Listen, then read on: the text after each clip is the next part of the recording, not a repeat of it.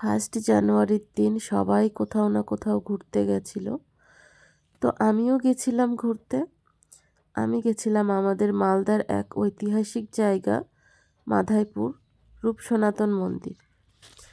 আমরা যখন মন্দিরে প্রবেশ করি তখন সেরকমভাবে লোকজন ছিল না, দু একটা লোকজন ছিল।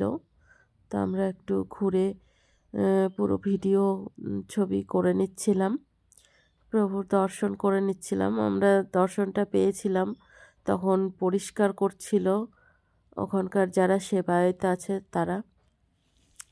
তারপরে সেখানটায় প্রচুর লোকজন আসে, প্রচুর ভিড় হয়। সেদিন ফার্স্ট জানুয়ারি বলে না কি কারণে জানি না, প্রচুর ভিড় হয়েছিল।